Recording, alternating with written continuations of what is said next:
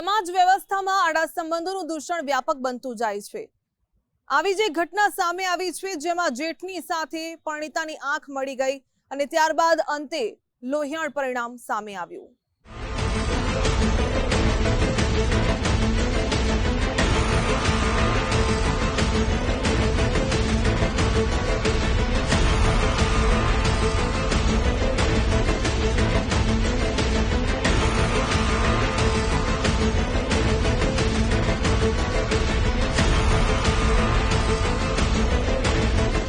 આડા સંબંધોમાં જીવનનો અકાળે અંત આવવાના બનાવો વધતા જાય છે।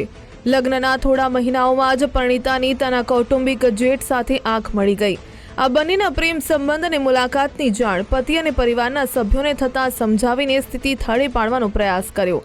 જો કે પરિવાર કરતા પ્રેમને વધારે મહત્વ આપવામાં 23 વર્ષીય કાજલ સાપરાએ જીવ ગુમાવવો પડ્યો। જસદણના કોઠી ગામે કાજલ સાપરાનો મૃતદેહ મળી આવ્યો। ઘરની નજીક આવેલા કેળના ઝાડ સાથે ફાંસો ખાધેલી સ્થિતિમાં કાજલની લાશ મળી। જો કે મૃતકના પતિ યોગેશ સાપરાએ કંઈ અજુગતું બન્યાની અને હત્યા થયાની આશંકા વ્યક્ત કરી।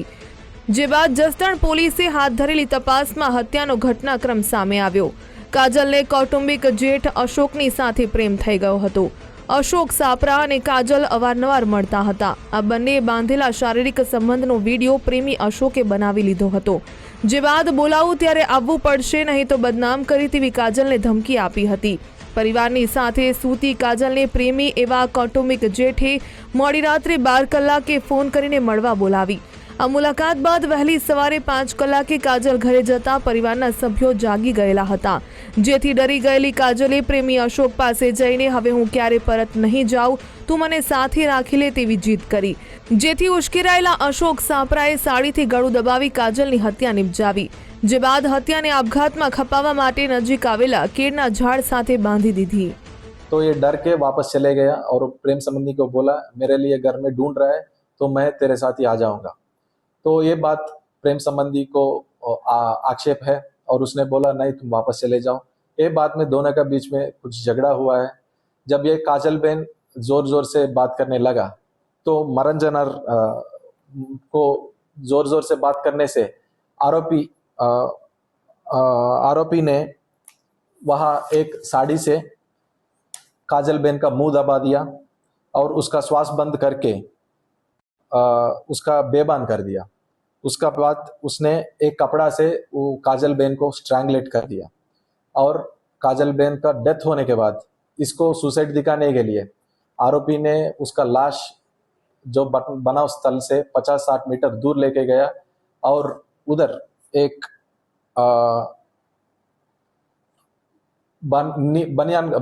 बनाना ट्री उसको उसने कर दिखाने के लिए उस पे लटका दिया। રાજકોટ ગ્રામ્યના પોલીસ વડા સહિત એલસીબી અને એસઓજીના જવાનોએ ઘટના સ્થળે પહોંચીને ડોગ સ્ક્વોડની મદદથી ઝીણવટભરી તપાસ હાથ ધરી।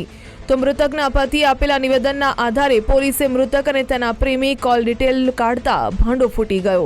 મૃત્યુ પામ્યા પહેલાના થોડા કલાકો સુધી કાજલ કૌટુંબિક જેઠ અશોક સાપરા સાથે હોવાનું સામે આવ્યું।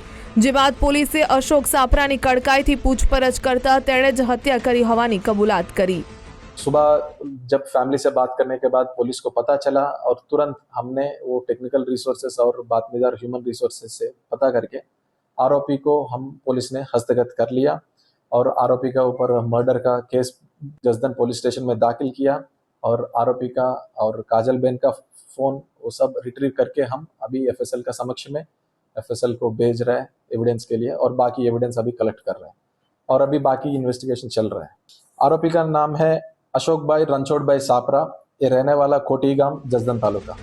મૃતક કાજલ ચોટીલા તાલુકાના કેરાલા ગામની વતની હતી, જેના અંદાજે 16 મહિના પહેલા જ યોગેશની સાથે સામાજિક રિવાજો મુજબ ધામધૂમથી લગ્ન થયા હતા। જસદણ પોલીસે મૃતકના પ્રેમી અશોક સાપરાની ધરપકડ કરી તેની વિરુદ્ધ કાયદેસરની કાર્યવાહી હાથ ધરી છે। આ હત્યાને ત્યારબાદ થયેલા ખુલાસાને લીધે એક સાથે 3 પરિવારોને સામાજિક બદનામી ભોગવવી પડી છે। દુર્ગેશ કુબાવત, ગુજરાત ફર્સ્ટ, જસદણ।